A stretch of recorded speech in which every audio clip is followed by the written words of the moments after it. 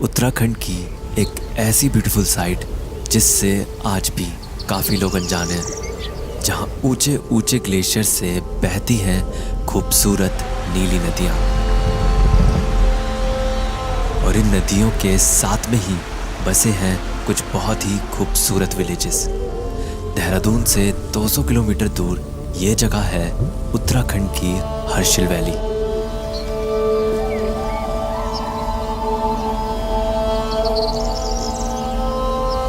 Harsil valley शुरू होती है जहाँ से इंडिया की सबसे बड़ी नदी गंगा हिमालय के पहाड़ों से उतरकर गंगोत्री से गुजरते हुए अपनी पहली धारा में बहती है, जिसे कहते हैं भागीरथी।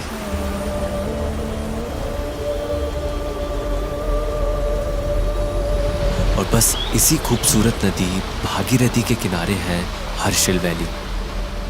और सिर्फ नदी ही नहीं, बल्कि ये देवदार के फॉरेस्ट और चारों तरफ से घिरे बर्फ के पहाड़, ये सब एक साथ में ऐसे लगते हैं जैसे कोई बचपन की बनाई पेंटिंग जिंदा हो गई हो।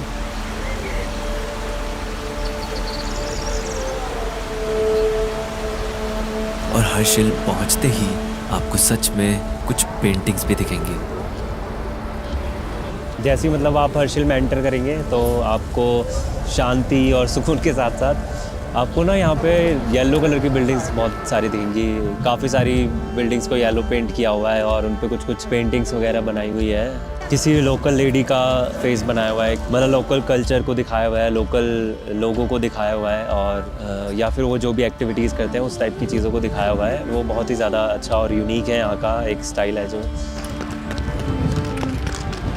अब यहाँ पे कहने को तो धूप निकली हुई है, बट यहाँ पर इतनी ज़्यादा ठंड है कि अभी भी टेम्परेचर 3 डिग्री सेल्सियस है। बट मैं पूरी तरह से कंफर्टेबल हूँ क्योंकि मैंने हैमो पहना हुआ है। आप सोच रहे होंगे हैमो क्या? तो हैमो बेसिकली एक तरह का कंफर्टेबल वेयर है बाय मार्च, और सिर्फ हुडीज़ या पैंट्स ही नहीं बल्कि ऑल ईयर जैकेट्स, शॉर्ट्स, और एक मार्च की बहुत ही यूनिक सी स्वेटशर्ट है जिसको हैमो ओरिजिनल कहते हैं। वो तो सुपर कंफर्टेबल है and best for travelling. Harshil valley में बहुत सारे छोटे छोटे विलेजेस हैं, पर जो हर्षिल मार्केट से सबसे पास है वो है भागोरी विलेज।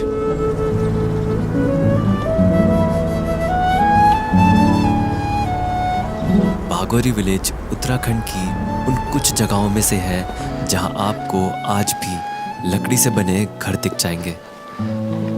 करीब 150 लकड़ी के घर जो बड़ी खूबसूरती से एक सीधी लाइन में बने हुए हैं, और हर घर के साथ में है कुछ सेब के पेड़।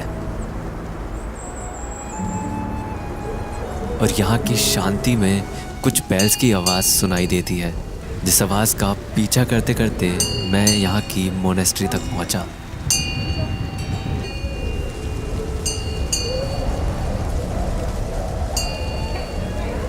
पर जब मैं इस विलेज के अंदर घूमा तो मैंने यहाँ ज़्यादातर घरों में ताले लगे देखे। जहाँ नज़र घुमाओ वहाँ बस घरों के आगे ये ताले ही थे। और ये बंद घरों की वजह मैंने एक आंटी से पूछी। नमस्ते जी। नमस्ते बेटा। जी, ये गांव में ज़्यादातर घरों में ताला सा लगा हुआ है। सारे चले गए बेटा। चले गए? कहाँ चलेंगे डुंडा उत्तरकाशी से नीचे 18 किलोमीटर दूर है ना। अच्छा। एक गाँव है डुंडा गाँव। हाँ। उसी में रहते हम लोग। अच्छा। 6 महीने यहाँ रहते, 6 महीने वहाँ रहते हैं। अच्छा। तो आंटी यहाँ थोड़ा शेप का कटिंग करने के लिए आ रखा ना। अच्छा। मैं भी निकल जाऊँगा कल परसों तक। फिर ताला लग जाएगा। तो 6 महीने के लिए लोग छोड़ के चले जाते गाँव को? इसलिए चौकीदार रहते हैं यहाँ पे ठंड की वजह से। हाँ, ठंडा बर्फ बारिश होगा तो बर्फ लगेगा। बच्चे लोग सब देहरादून बसा है। अच्छा, तो ज़्यादातर फिर एज्ड लोग रहते हैं, हाँ, बुढ़े वगैरह लोग रहते हैं। अच्छा। ठीक है, अच्छा है, शांति है ना यहाँ तो। हाँ जी। यहाँ तो शांति है ना, सही है। बहुत अच्छा। हम लोग तो देहरादून में तो ऐसे लग रहा है कि अटपटा है। यहाँ अपना स्वतंत्र अपना। और यहाँ राजमा भी निकलता है, सेब भी निकलता है, आलू भी, जो अपने स्वास्थ्य भी ठीक रहता है, पानी शुद्ध, हवा शुद्ध, सब बढ़िया। यहीं उगा के यहीं खा के यहीं रहो आराम से। अच्छा, आप ये जो पानी से धो रहे हैं, कहाँ से आ रहा है पानी? ये पानी बहुत, ये जलंधरी घाट है, ऊपर बर्फ से पूरा टॉप बर्फ है ना। हाँ। वही साथ है। भागीरथी वाला पानी, भागीरथी का ये जलंधरी है। ग्लेशियर का पानी कुछ है। हाँ। अच्छा। बहुत हिमालय से चश्मा आते हैं। जैसे साफ है, एकदम बर्तन धोते हैं एकदम चलते चलते साफ, पानी में। एकदम साफ। अच्छा। और आंटी ने मुझे यहाँ के कल्चर के बारे में कुछ खास बातें बताई। यहाँ वो उधर लाल देवता हमको कृपा कर रहे हैं, यहाँ बुद्ध भगवान ये अच्छा, उसका अच्छा। कृपा हमारा गुजारा अभी तक। अच्छा, आप बौद्ध भगवान को भी मानते दोनों हैं? मानते हैं, हाँ। दोनों ये मानते हैं? सामने ये इसको भी मानते हैं हम लोग, शिव जी लक्ष्मी माँ से, मतलब वही मानते हैं हम लोग। अच्छा। मांग सिंदूर सब लगाते हैं हम लोग। अच्छा, हाँ, जिंदा आपने लगाया हुआ है। अच्छा, मंगलसूत्र सब मतलब सब अच्छा, और ये हमारे- बुद्धा, ये है जो आपने माला पहनी है? हाँ, ये बुद्ध ये की हुआ बुद्ध की है। हाँ, ये बुद्ध की है। और मंगलसूत्र हिंदू का पहना हुआ है। ये तो बहुत अच्छी बात है। हाँ, दोनों। दोनों भगवान है, हमारे चाहे यहाँ से जाओ चाहे पीछे से आगे रहे, जाने तो एक ही रास्ते हैं। हाँ, सही बात है। इन लोगों के ऐसे विचारों की तरह ही यहाँ मोनेस्ट्री और मंदिर एकदम साथ में बने हुए हैं।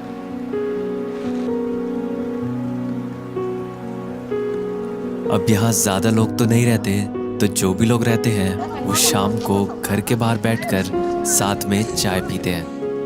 और आज चाय मेरे लिए भी बनी है। मैंने चाय रखा, आप नीचे चले गए ना। अच्छा, आपने चाय बना दी थी? पी लो बेटा। Thank you. वो आंटी काला चाय पीते ना। काला चाय? नहीं, वो अच्छा, आंटी अच्छा। काला पीते ना। मैं कृपा लेकर तो लो यहाँ बैठो, हम उधर बैठो। नहीं नहीं नहीं नहीं, आप बैठो बैठो। नहीं नहीं नहीं, ऐसे तो नहीं, आप बैठो बैठो। नहीं नहीं, आप बैठो। हम इधर बैठेगा। धूप में बैठो, आप कोई नहीं वहाँ पे। हम तो दिन भर धूप में ही तो बैठते हैं। तो आंटी ने ये चाय दी है मुझे। और मुझे पता चला एप्पल्स के साथ साथ यहाँ बहुत टेस्टी एप्रिकॉट्स भी उगते हैं, जो आंटी ने मुझे दिए, जिनको यहाँ लोकली कहा जाता है चुली। अच्छा, इसका एप्रिकॉट का पेड़ कौन सा बता वो रहे थे? कैसे अब झड़ गया फिर? ये जो है पत्तियाँ हाँ, लग रही ये है पत्ती, इसपे? लाल पत्ती, ओह, वही तो। चाहे आप बागोरी में हो या हर्षिल वैली में, कहीं भी एक चीज जो आपको हर जगह से दिख जाएगी वो है ये खूबसूरत गंगोत्री रेंज।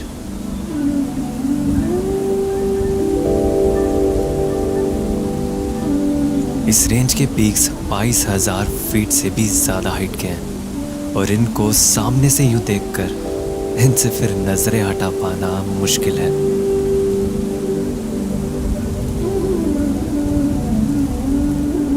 चाहे सुबह हो, दिन हो या रात, ये पीक्स हर टाइम पर कुछ अलग ही खूबसूरत दिखती हैं।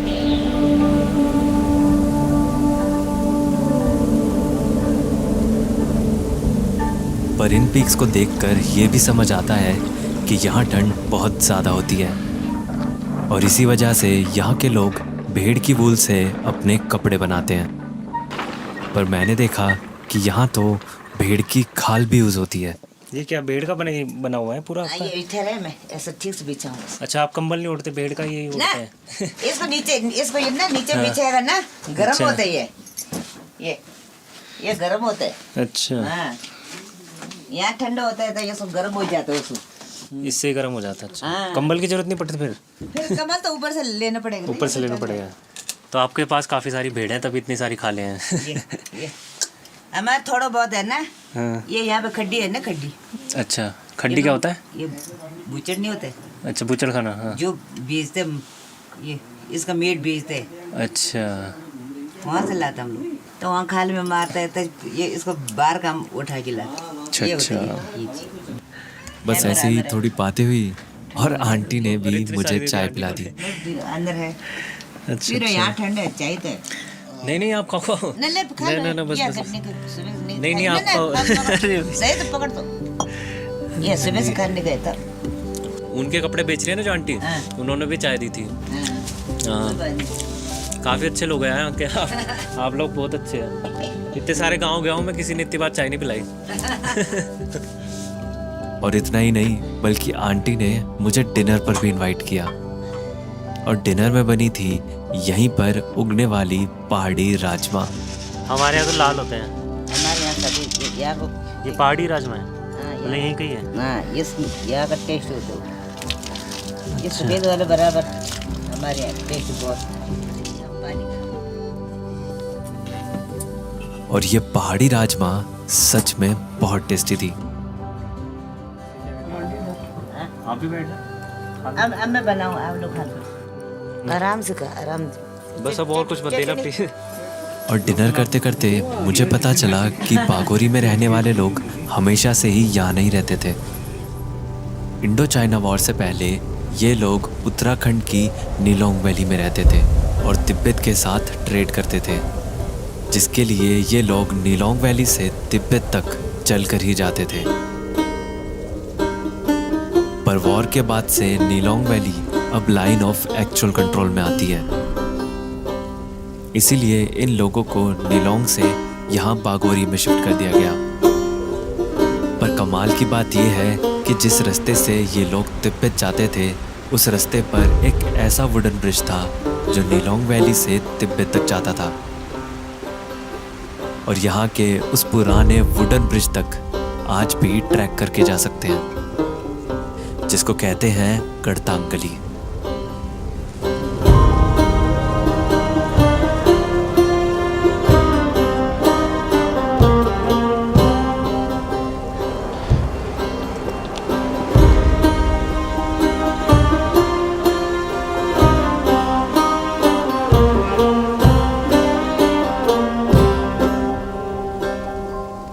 कितनी पास है ये क्लिफ, मतलब मैं पूरे ऐसे सीधे खड़ा भी नहीं हो सकता, इतनी पास है क्लिफ्स। और उसमें से पूरा रास्ता निकला हुआ है जो कि सोचो पूरा तिब्बत तक जाता था इंडिया से। मतलब लोग पैदल ही जाते थे इस रास्ते से, या फिर अपने जानवरों या खच्चर वगैरह के साथ जाते थे। और ये सोल्ट रूट होता था इंडो तिब्बत का। अभी तो बंद हो गया इंडो चाइना वॉर के बाद से, बट ये पूरा तिब्बत तक जाती थी। और सोचो इतने साल पहले इन्होंने इस तरह की क्लिफ्स को काट के इस तरह का रास्ता बनाया था। कितनी ज़्यादा स्पेशल है यार ये जगह, सच में बहुत ज़्यादा अच्छा एक इंजीनियरिंग मार्वल है उस टाइम का। और अभी भी मतलब इस तरह का कुछ स्ट्रक्चर बनाना कितना चैलेंजिंग होगा, और उस टाइम पे बना था इतने साल पहले। मतलब बहुत ज़्यादा अच्छा एक्सपीरियंस है इस पर वॉक करना।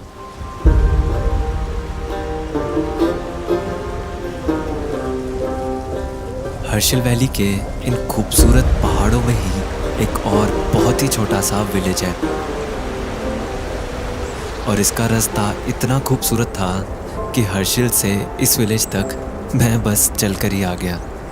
अच्छा है, काफ़ी ज़्यादा खूबसूरत नज़ारा है। मतलब आपको और क्या चाहिए, इतने खूबसूरत पेड़ हैं, ये पीक्स स्नो पीक्स हैं, और साइड में रिवर बह रही है एकदम साफ़ क्लीन रिवर एकदम, उसका आवाज़ आती रहेगी पूरे टाइम चलते हुए रास्ते में। और क्या चाहिए तो पैदल ही चलूँगा मैं तो। हर्षिल वैली के इस खूबसूरत विलेज का नाम है मुखवा।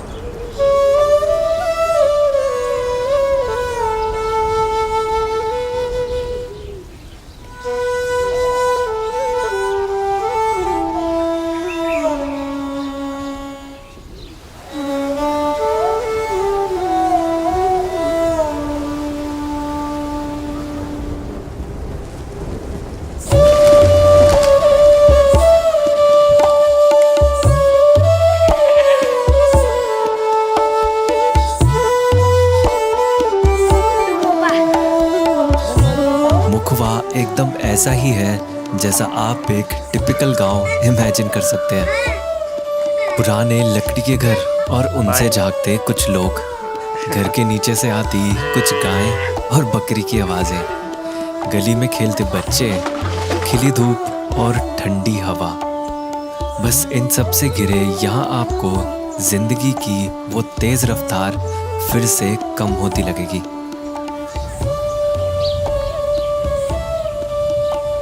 मुखवा का नाम यहाँ के मुखवा मंदिर पर ही है, और ये मंदिर यहाँ के लोगों के लिए बहुत ही खास है, क्योंकि ये है गंगोत्री के बाद गंगा जी या माँ गंगा का दूसरा घर, जिसको यहाँ के लोग गंगा जी का मायका भी बोलते हैं।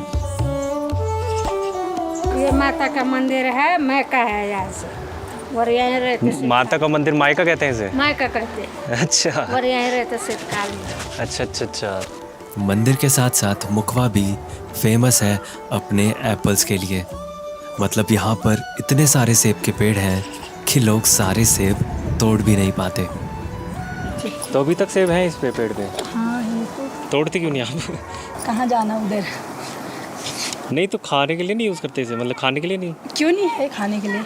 खाते हैं ना, आपके लिए मतलब लाना खाने के लिए? ना मेरे लिए लाना, मैं तो खाया, नीचे खाया मैंने। खा लिया था? हाँ। नमाज से नहीं लाती थी, घर पे होंगे। अच्छा। हाँ। तो मतलब ये ऐसे लगे रहने देते हैं आप पेड़ पे? अब नहीं गए होंगे कोई ऊपर ना, अच्छा, तो इसीलिए वैसी है वो। आपके लिए बहुत आम बात है ऐसे सेब पेड़ पे लगे हुए हैं, हाँ नहीं वो करते ज़्यादा। कोई ज़्यादा नहीं। हाँ मतलब हम लोग तो इतना वो हो जाते हैं ना कि अच्छा सेब लगे हुए पेड़ पे, हाँ एक्साइटेड हम से। लोग नहीं करते उतना ना, क्योंकि अब है होते बहुत सारे बहुत होते हैं, हम लोग उतना वो नहीं करते। बस इतना सा पूछा मैंने और दीदी ने मुझे बहुत सारे सेब ला कर दे दिए। ऐसे पूछ लेता, नहीं नहीं आप रखो, आप खाने से। खाने के लिए हमारे ना, हाँ तो आप खाओ उसे, मतलब आप रखो, आपके काम आएगा ना खाने का सामान आपका। हमारा है, हमारे पास बहुत ऐसे। नहीं नहीं थैंक, आंटी को खिला दो, आंटी को खिलाओ। हमें आप भी खाओ, सब खाओ आप। ऊपर दो तो जरा क्या ये लो, बढ़िया सेब होती हाँ है। एक ले लूँगा मैं, एक ले लूँगा। सेब खाओ, सबकी सेब की पार्टी हो गई। घुमाने लाए थे, आप तो खा ही नहीं रहे। नहीं नहीं तो मैं कहाँ इतना सारा खाऊंगा। आप लोग खाओ ना। हम लोग खाते रहते। हाँ भैया को दे दो कैमरे से, हाँ मैं खा रहा हूँ। खूब खाओ, जम के खाओ। ठीक है दीदी, थैंक यू हाँ सेब के लिए। मुझे नहीं लगता यहाँ के इन गांव से कोई भी खाली हाथ जा सकता है।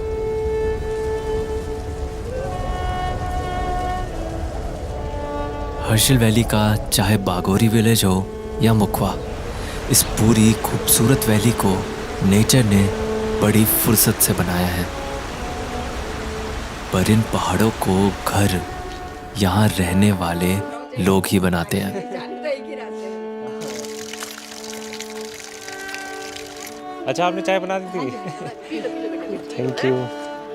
और इन्हीं लोगों के बसाए इस छोटे से घर में आकर हम सब भी हिमालय की गहराइयों में बसी ये खूबसूरत वादियां देख पाते हैं।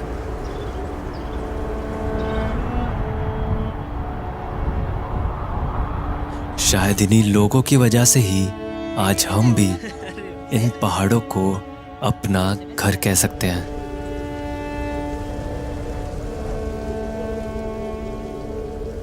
ठीक है आंटी, नमस्ते। फिर आना कल घूमने। Thank you so much uncle. ओ फिर शाम को आना चाय पीने के लिए, ठीक है।